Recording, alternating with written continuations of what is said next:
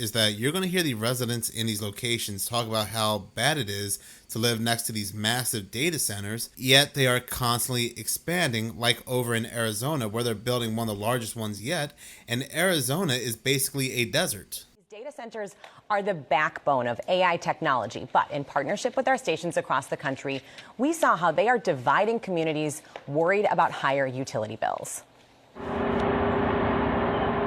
This was the sound at Laura Evans' home in suburban Chicago last spring, when backup generators kicked in at the data center 1,000 feet from her backyard.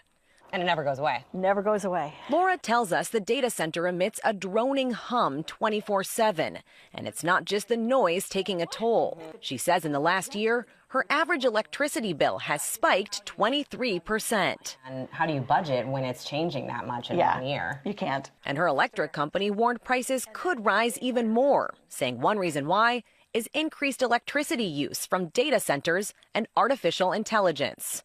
ABC News and our owned and affiliated stations spoke with communities across the country grappling with the rapid buildup of data centers to support the AI boom. An analysis from our data team found there are more than 3,000 data centers in the U.S. About 1,200 more are now under construction or soon to be built.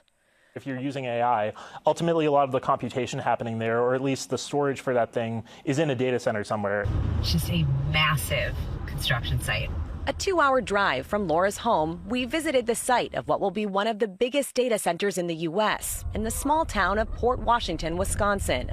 A $15 billion project backed by OpenAI and Oracle that's part of the White House's Stargate initiative.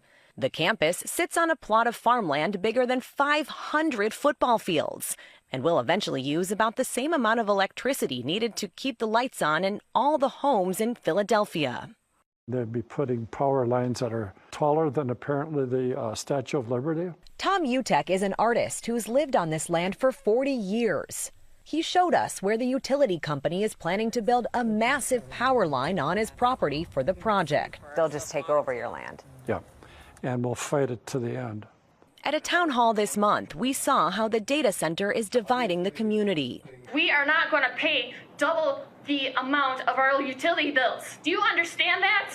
These are good paying union jobs. Mayor Ted Knightsky defends the project, saying it will bring jobs and much needed tax revenue.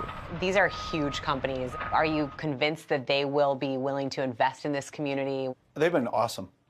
I mean, they have met every expectation we have given them. In statements to ABC News, OpenAI and Oracle said they're committed to paying for the energy they use. And the data center operator insists residents and businesses in Port Washington will not see an increase in their electric bills due to the project. Some proponents of this technology say this is the future. What do you say to that? Build it somewhere else and just make sure it's done right, because this isn't right.